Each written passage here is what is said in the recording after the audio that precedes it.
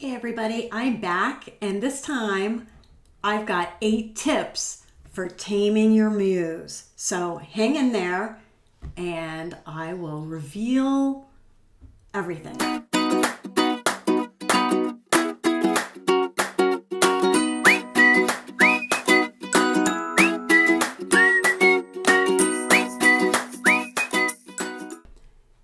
Tip number 1 is prioritizing writing on your to-do list.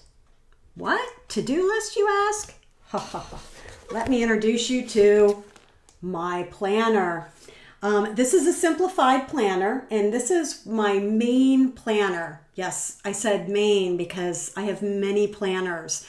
I have a social media planner. I actually have a special planner just for my vlog. I have a planner that deals with what meals I'm going to prepare for myself and the family for the week, but this is my main planner. And one of the reasons I like this particular planner is just like its name, it's very simple. It has a day on each page, and on one side it's got a little calendar so that I can write down if I have a doctor's appointment or something that's going on, something I have to do with the kids at school. And the other side is basically just a list, a to-do list. Now, back when I was in the corporate world, way back when, like in the late 80s, I learned that when you have your list of things to do, it's important to prioritize the most important tasks so that you get those out of the way first. This is really hard for me. I mean, agonizingly hard, because there's nothing I like more in life than crossing things off my to-do list. Actually, I color code the little dots in with pretty markers. And the little simple things that I have on my to-do list are great because I can knock those out quickly. So that means more little dots I get to color in. But the problem is if I spend my entire workday knocking out all those little things, then the hard things like my writing often get put on the back burner and sometimes either don't get done or don't get done to the level that I need them to. So prioritize your writing.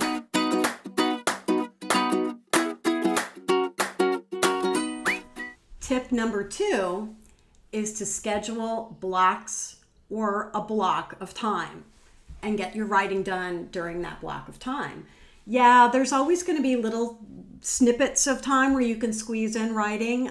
I do some writing while I'm waiting for my kids to get on the school bus. Sometimes when you're waiting for a doctor's appointment, you're sitting in the office, that's another, half an hour. Sometimes you're sitting there waiting where you could get some writing in. But nothing is better than actually scheduling some time. And it doesn't have to be 3 hours. If I schedule 3 hours for writing, I'm gonna freak out. That's just too overwhelming. But if I can schedule it in 1 hour blocks, that works really well for me. So scheduling maybe an hour early in the morning, and then an hour in the late morning, and then another hour in the afternoon, and that'll be my 3 hours of writing time. And I won't feel like, oh my gosh, I have to sit in a chair for 3 hours straight. There are times when I do sit in a chair for 3 hours straight. There's times when I do writing sprints or I'm on a write vacation and I'm just powering through an entire day of writing, but I can't do that every day. So when you've got your writing time and you've got it scheduled, another important thing is to make sure that you're blocking out social media so that you don't have distractions. One of the things you can use is a Freedom app where it'll actually block your social media for a certain time. Sometimes I just turn the Wi-Fi off on my laptop and I go and plug my phone into a speaker and play music, so I can't even check Facebook on my phone. I do that, and if there's something that I need to look up on the internet, a bit of research or something I need to check, I just put a little placeholder in the corner in the comments section of words to mark that. And I'll go back later and do that. I can't break my flow when I've scheduled my time for writing. Tip number 3 is to use a Pomodoro timer. I love to use Focus Keeper. That's the app that I use on my iPhone. I can set the timer for any section of time. I usually do either 20 or 25 minute sprints. I set my timer push the button for go, and it sits there and goes tick, tick, tick, tick, tick as the seconds count off. You can turn that sound down if it drives you crazy, but I actually like it because it helps me focus a little bit. And all I will do is write. And I won't stop and think about things. I just write and get it done. 20-25 minutes when the beeper goes off, I have a 5 or 10 minute break because I usually do 30-minute blocks. During that break, I can get up and get a drink. I can use the restroom, but usually I use that break to think about what comes next. So I can take that 5 minutes and think about the very next scene I'm writing or a bit of dialogue I'm going to next. And then the Pomodoro will kick off again. What I like about these timers is that you can have as many sets as you want. You can do 3 20-minute sets with 10-minute breaks between them. You could just do 1 or 2 sets. So again, they're very useful when you're doing a really, a day where all you're doing is writing and you've got to get this finished and you're doing 3-hour blocks of writing at a time and you're just getting it done. But they're also really good for those times where you're just scheduling an hour of writing in the morning. That's 2 Pomodoro sprints right there. And I find that I get a lot more done when I actually have the timer as opposed to when I don't have the timer. If I have my timer running, I can do anywhere between 700 and 1,200 words an hour. And when I don't have the timer running, it's about half that. The next few tips, I'm going to talk about what happens when the project that you need to be writing is not the project that your muse wants you to write. There's nothing worse than having a book that your readers are eagerly waiting for, or a book that you've signed a contract for and your editors and your publishing house is eagerly waiting for, or even worse in my mind, you've got an Amazon pre-order up, and if you don't make the deadline, Amazon is gonna beat your butt. Yeah. So, and there you are. You've got a deadline. You've got to get this book written. And yet your mind, your muse is wanting you to write something completely different. That's the worst.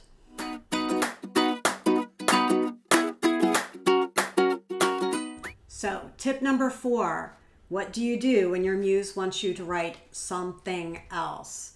One of the things that you can do is you can leave room in your publishing schedule for those projects. So you've got 3 books, let's say, scheduled for the year, and they're all urban fantasy books. But there's this werewolf shifter book that you're dying to write that's just come into your head and you need to write it. You can squeeze it in during the year as long as you've got that wiggle room in your production schedule. So that's tip number 4, but the first tip of this one, leave some room in your production schedule so you actually can write that book sometime during that year. A lot of times your muse will be patient if you've promised it that you're going to get that book out that year.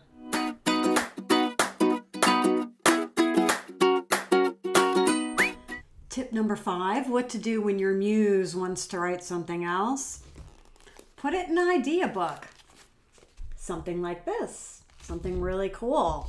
Sometimes if you just take the idea that your muse is fascinated with and write it down, just with a pen and paper, and put down the characters and the scenario and a rough outline of the plot and where you want this to take place, and maybe a couple scene ideas, if you want a romance to be there, or the bad guy, and just put down some ideas and get it on paper. Sometimes your muse will be satisfied with that. You've made a note of it. You've put it down here, and then when you have time, you will go to your idea book and you will see it, and then maybe you will write the book. Sometimes your muse will be satisfied with that.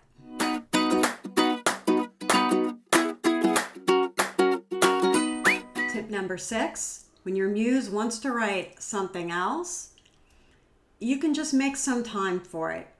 Get your writing out of the way, your word count that you need to get done, and then take some fun time. Take an extra hour in the afternoon and just write a little bit on it. I've done that before. I've taken some time, maybe an hour here or an hour there, and just written just enough to satisfy my muse. Oftentimes, I don't have to write the entire whole book.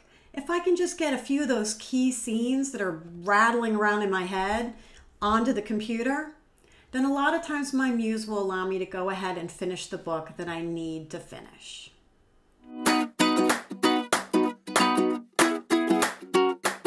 Tip number 7, what to do when your muse won't give up. Your muse is saying, no, you must write this other book right now. Sometimes you have to do what you have to do. See if you can rearrange your production schedule.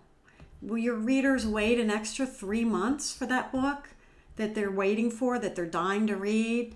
Because they might like this book that your muse wants you to write too. And maybe they'll be just as excited about it as you are. Sometimes the solution is to rearrange your production schedule, take the hit on any commitments you've made, beg for forgiveness, and go ahead and let your muse write the book it needs to write and push the other deadline back as much as you can.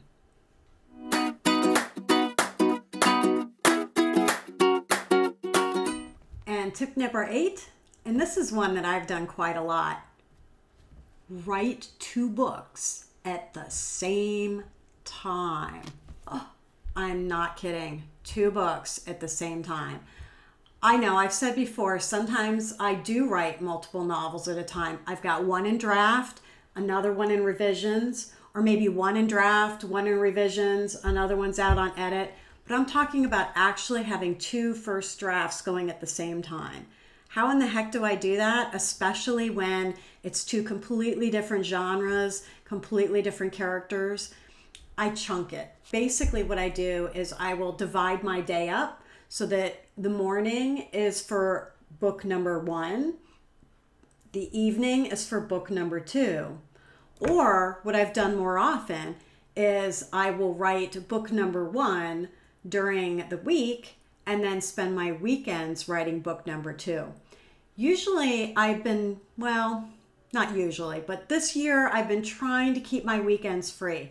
I still work on the weekends. I work 7 days a week, but I try not to schedule things for the weekends. Weekends are for things that I just didn't get done during the week or things that come up that have to be done. Weekends can be for writing that fun project that your muse really wants you to write. And I've had a few of those come up. I've had a few that really want to get written, and I'm hoping to actually finish those and get them published next year. But I was able to get enough done on the weekends where my muse is now happy for that to be on the back burner. But you can go ahead and write that, have 2 books done, and go ahead and get it out and get it published. Ultimately, this is all a balancing act. It's a balancing act between the creative part of yourself and the business part of yourself. The creative part of yourself wants to write what it wants to write. The business part of yourself knows things such as if you don't release books in a series in a close enough time frame, you're going to lose momentum. If you hold off and don't release a book in a series for a couple years, you're going to have to go back and reread all those books to gain your writing and style for those books. There's a lot of pitfalls for this, but ultimately that's a creative endeavor, and there has to be some kind of compromise between your muse and your business self. If you let your muse run the show, there's a good chance that you're going to have to go back to a day job, or you may never be able to quit your day job, or you may never be able to make enough money to live off of from your writing income. And that can be okay. For a lot of people, they're not looking for that. All they want is a creative outlet. All they want to do is get the words on the paper to tell a great story.